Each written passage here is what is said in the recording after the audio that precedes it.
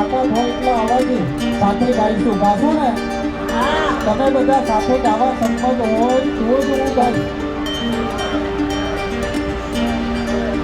આપણી લડાઈ લડવાની છે ભાઈ.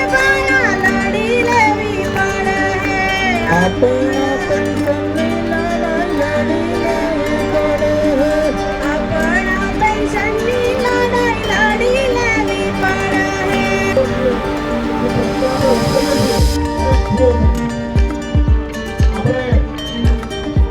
આજે 2019 આપણને માન્યતા મળી.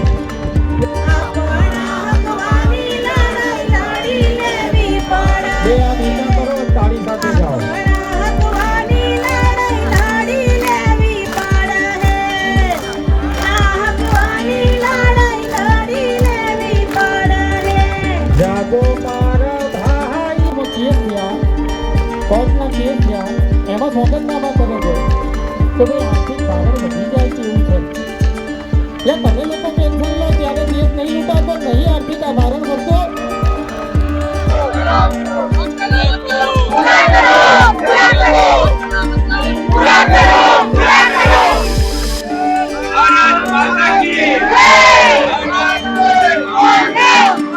ભાઈઓને જાગો મારી બહેનો. જાગો મારા ભાઈઓને, જાગો મારી બહેનો. જાગો મારા ભાઈઓને, જાગો મારી બહેનો. વિસ્તારનું વનગંતુ વિસ્તારનું ક્રાંતિજી કે જ્યારે આદિવાસી સમાજે સંગ્રામની શરૂઆત કરી હતી એ વખતે જે ક્રાંતિજી લાવવામાં આવ્યું હતું એ ક્રાંતિજીની અહીંયા બે કડી ગાઈશું અને એ બે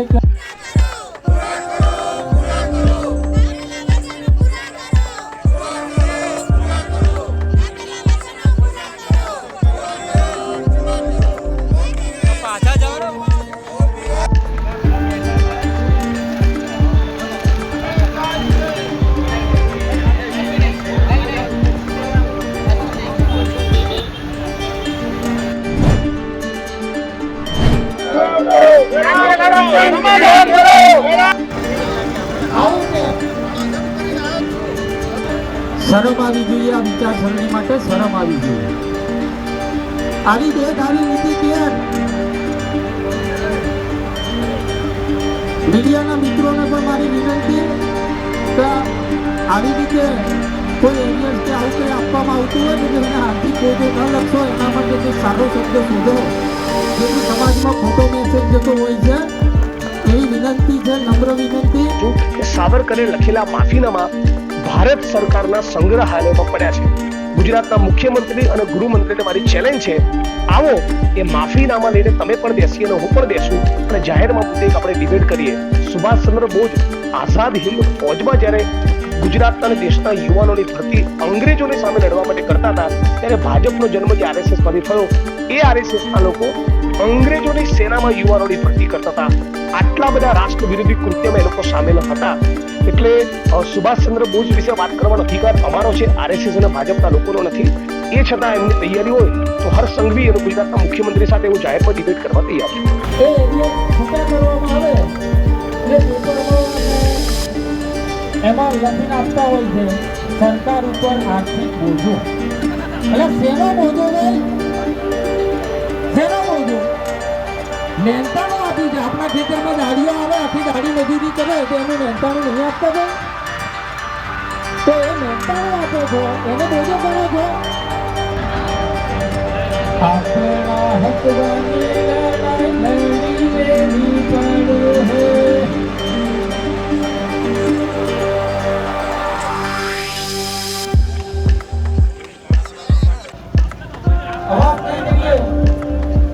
વાતો નહીં કરીએ.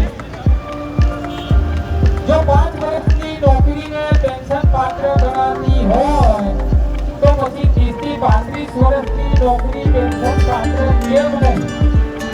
આ પ્રશ્નને બુલંદ બનાવો. તૈયાર છે પણ તમે સાથે તૈયાર છો ને? તો સંગઠન જ્યારે જ્યારે આપણને હાકલ કરે તો આનાથી 10 ગણી સંખ્યામાં આવીશું એનું વચન આપો. બોલો, આપો ને? બાકી આ પેન્શન લડી લેવી પડે. પેન્શનની લડાઈ લડી લેવી પડે.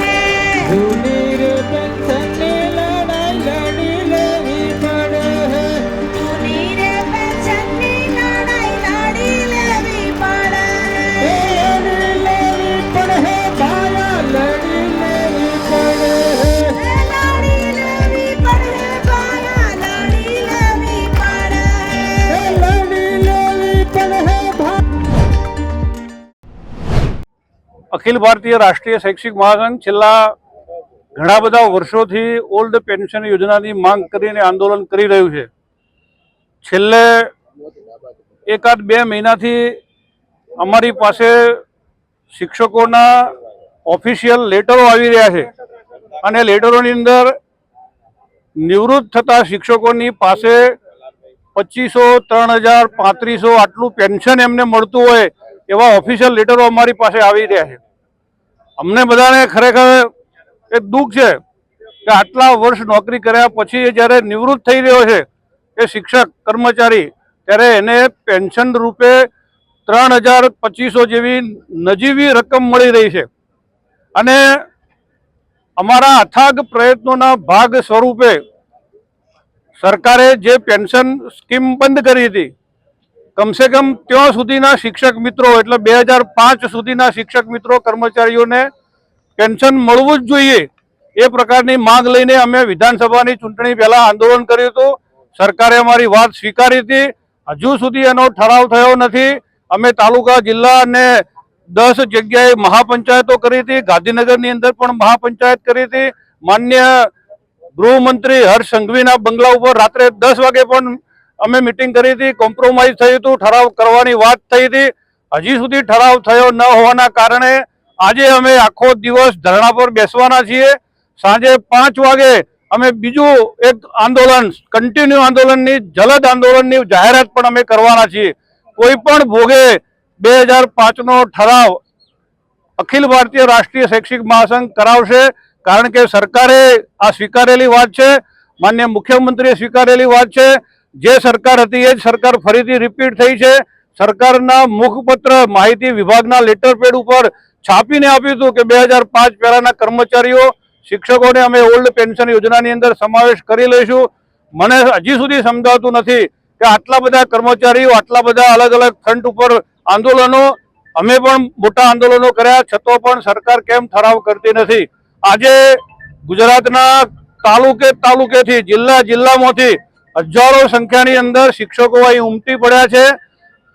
મને કહેતા આનંદ થાય છે કે ગુજરાતના અન્ય વિવિધ સમાજના લેટર પેડ, સમાજના મંડળો, સમાજની સંસ્થાઓના લેટર પેડો અમને મળ્યા છે.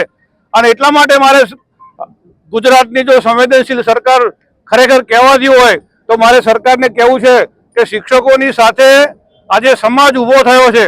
આજે 35 થી 40 થી 50 જેટલા સમાજના આગેવાનોએ પોતાના લેટર પેડ ઉપર જ્યારે આ આંદોલનને સમર્થન આપ્યું હોય ત્યારે સરકારે ચોક્કસ આજે સાંજ સુધીમાં ઠરાવ બાબતે નિવેદન બહાર પાડવું જોઈએ.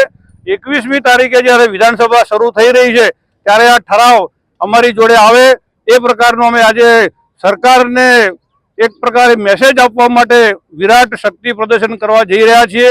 આપને પણ અપીલ છે કે આજે અમારી પાસે રહેલા આ શિક્ષક સમુદાય, કર્મચારીઓના બધા જ મેસેજ સરકાર સુધી પહોંચાડો, ગુજરાતના લોક સમાજ સુધી પહોંચાડો, કર્મચારીઓ સુધી પહોંચાડો. અસ્તુ. ભારત માતા કી જય.